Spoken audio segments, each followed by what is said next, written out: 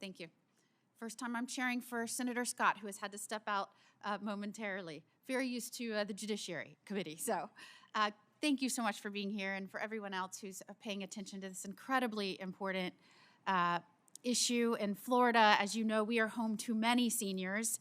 And as Florida's Attorney General, it was one of my top priorities was senior protection. One of the first things I did was establish a senior protection team. We started working with elder organizations across the state of Florida and tried to come up with new ways to not only identify the bad actors, but actually hold them accountable and put them in jail. Many, many times we recognize there's victimization, but we never do the follow-up or the follow-through. And those people go on to victimize many other people. So I was really glad to see we had someone here from Florida. I think it's estimated that 1 in 10 seniors will experience elder abuse. Only 7% of those cases will be reported to authorities.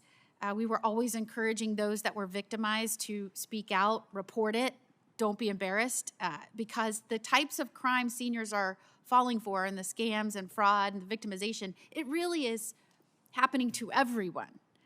With the rapid evolution of technology, it is so easy to fall victim to some of the fraud going on out there. And we want our seniors to understand that. It's not just happening to them because they're of advanced age. They may be targeted because they're advanced age, but many people are falling for these things, and we want them to report it.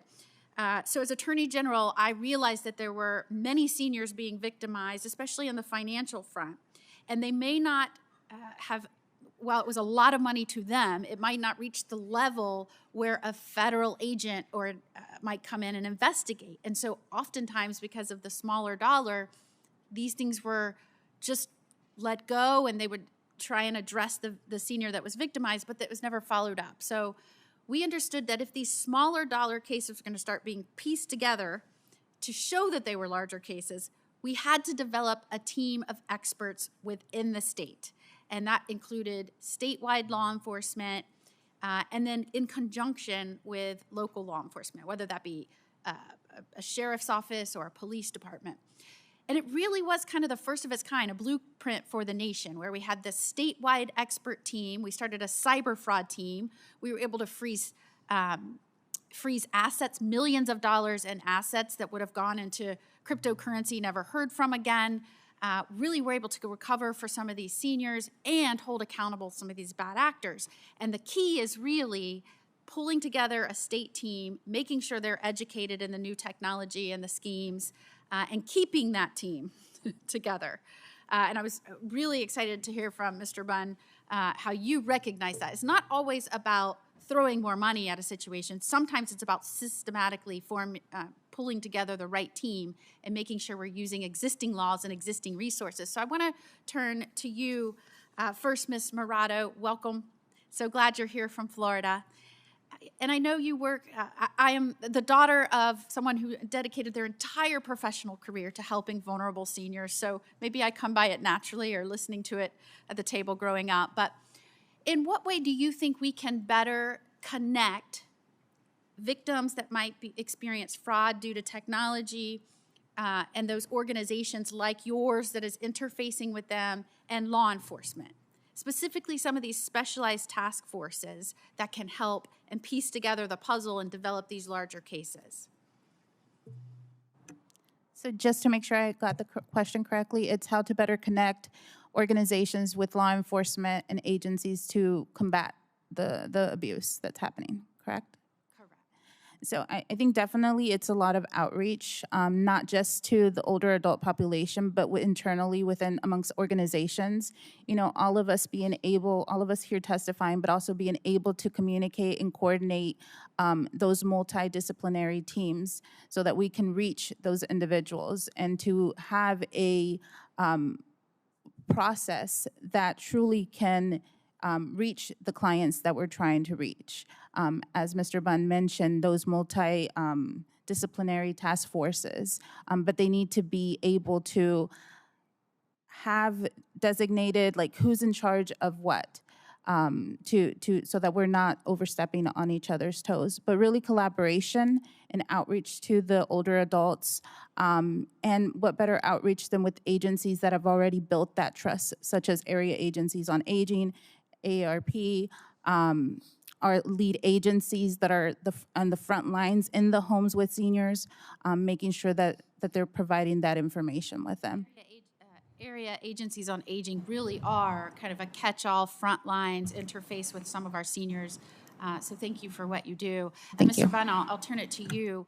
We really saw this take off in terms of being able to use technology to actually go after those using technology to target seniors.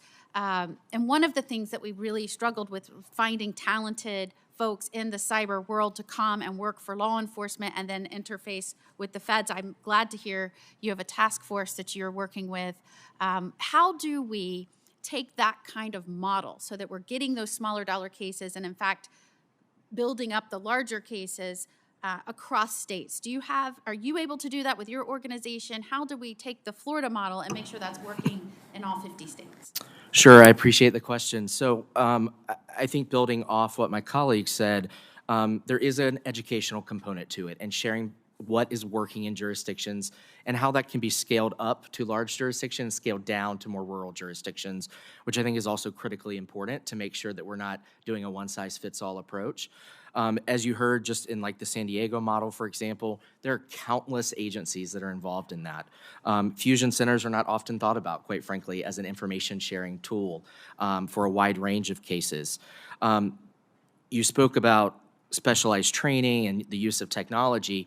I mean, there are places like the National Computer Forensics Institute that provide specialized training within this area to follow those investigative leads, follow the money trail, follow the technology being used. We know that these scams and perpetrators don't have physical boundaries anymore.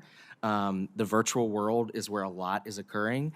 And so in order to make sure that we are breaking down our own physical silos, organizations like ours that provide training to local prosecutors and other multidisciplinary stakeholders, yes, that is one way to go about it. We don't want to reinvent the wheel, and we want to make sure that we're putting resources where they are appropriately and best used, and that means communication and collaboration. And with the MDT model, an MOU, for example, outlines who is doing what and what those parameters are, which sets them up for success to start from. To a statewide group as well. Yeah. Thank you very much. I see that our esteemed chairman has returned, so I'm going to return the gavel very quickly.